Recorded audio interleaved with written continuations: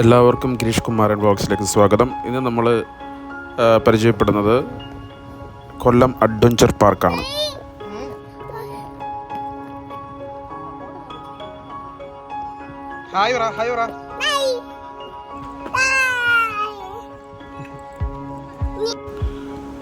ഇത് കൊല്ലം അഡ്വഞ്ചർ പാർക്കിൻ്റെ parking area ആണ്. വാഹനങ്ങളൊക്കെ വന്ന് നിർത്തി ഇടാൻ പറ്റുന്ന സ്ഥലം.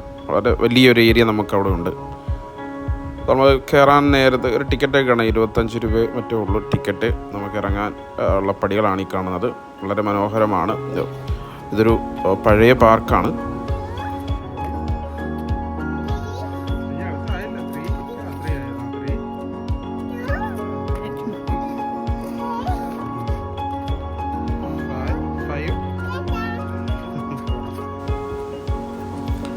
നമ്മൾ ഇറങ്ങി വരുമ്പം ആദ്യം കാണുന്നതാണ് ഈ ഒരു ബോട്ടിംഗ് സർവീസൊക്കെ നമുക്കിവിടെ ഉണ്ട്.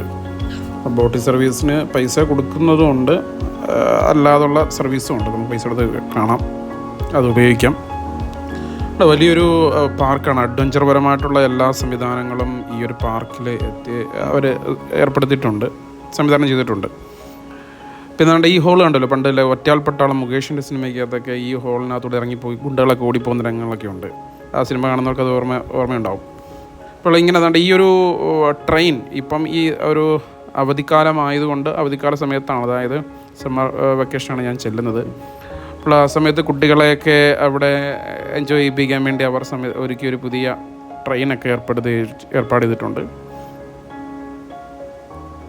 നമുക്കത് വലിയ റേറ്റാണ്, അഫോർഡബിൾ റേറ്റ് ഒന്നും അല്ല, വലിയ റേറ്റാണ് ചോദ്യം. എങ്കിലും ആ ഒരു സംവിധാനത്തെ നമ്മൾ അപ്രീഷിയേറ്റ് ചെയ്യണം. അവിടെ എത്തുന്ന കുട്ടികൾക്ക് എൻജോയ് ചെയ്യാനും, പിന്നെ അതുമാത്രമല്ല അതുകൊണ്ട് എയർ ബലൂൺ ഉൾപ്പെടെയുള്ള സംവിധാനങ്ങൾ അവർ ചെയ്തു വെച്ചിട്ടുണ്ട്. പക്ഷേ സഞ്ചാരികൾ വളരെ കുറവാണ് അഡ്വഞ്ചർ പാർക്കിലേക്ക് വരുന്നത്. കൊല്ലം അഡ്വഞ്ചർ പാർക്കിലേക്ക് വരുന്ന ആൾക്കാരുടെ എണ്ണം കുറവാണ്. ജനനിബിഡമായ ഒരു മേഖലയിൽ നിന്നും വളരെ കുറച്ച് ആൾക്കാർ മാത്രമേ ഈ പാർക്കിലേക്ക് എത്താറുള്ളൂ. ഇതിനൊരു ദുരൂഹമായൊരു പാർക്കായിരുന്നു വർഷങ്ങൾക്ക് മുന്നേ ഒരു ദുരൂഹമായുള്ള ആൾക്കാരൊന്നും അധികമൊന്നും വന്നു പോകാത്തൊരു പാർക്കാണ്. ഇപ്പോഴൊക്കെയാണ് കുറച്ചുകൂടെ ആൾക്കാരൊക്കെ വന്നു തുടങ്ങിയത്.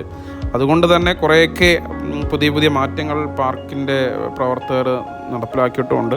അപ്പോൾ നമുക്കൊരു മോർണിംഗ് വാക്കിനൊക്കെ ഇറങ്ങുന്ന ആൾക്കാർക്ക് ഇവിടെ വന്നു കഴിഞ്ഞാൽ എക്സസൈസ് ചെയ്യാനുള്ള എല്ലാ സംവിധാനങ്ങളും, കുറേ പഴകിയ ഉപകരണങ്ങളാണെങ്കിൽ പോലും അത്യാവശ്യം ചെയ്യാനുള്ള കാര്യങ്ങളൊക്കെ നമുക്ക് ഇതിനകത്ത് തന്നെ ഉണ്ട്. കണ്ടോ, ചാച്ചു കുഞ്ഞ് ചെയ്യുന്നുണ്ടല്ലോ, അങ്ങനെയൊക്കെയുള്ള കുറേ സംഭവങ്ങളൊക്കെ ഇവിടെ ഉണ്ട്. ആവശ്യമുള്ളവർക്കൊക്കെ അത് ഉപയോഗിക്കാവുന്നതാണ്.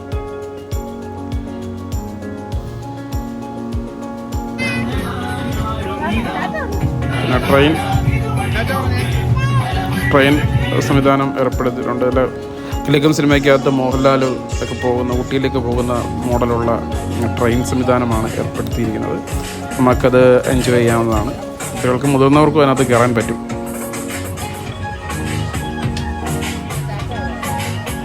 ചാച്ചു ടാറ്റാ.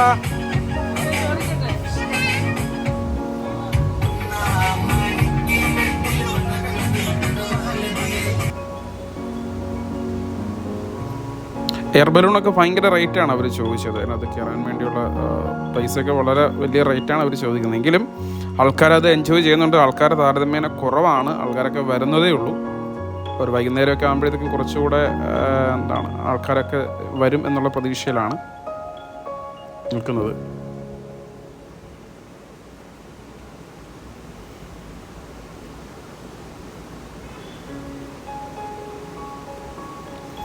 ഈ ഒരു ഇതിനകത്തൊരു ബോട്ട് സംവിധാനമുണ്ട്. ആ ബോട്ടിനകത്ത് ചാച്ചുനെ ഇറക്കിയില്ല, അതിന് കയറിച്ചു മാറി നിൽക്കുകയാണ്. അവളെ അതിനകത്ത് ഒറ്റയ്ക്ക് അല്ല കയറാൻ പറ്റത്തുള്ളൂ, അത് വെള്ളത്തിനാണ് വീണാലും ഞാൻ ചെയ്തിട്ടില്ല. പിന്നെ ഇതിനകത്ത് ഈ ഒരു ഫുട്ബോൾ കളിക്കാത്തതാണ് അവളെ അതിനകത്ത് നിർത്തിയിരിക്കുന്നത്. അതിനകത്ത് എല്ലാ പ്രശ്നങ്ങളും ഒതുക്കി ബോൾ വിടുന്നില്ല. എണീക്കാൻ വേണ്ടിയുള്ള ശ്രമം, കഠിന പ്രയത്നം നടന്നുകൊണ്ടിരിക്കുക. ബോൾ വിട്ടെണീക്കത്തില്ല, ബോളും കൊണ്ട് എണീക്കത്തുള്ള വാശിയിലാണ്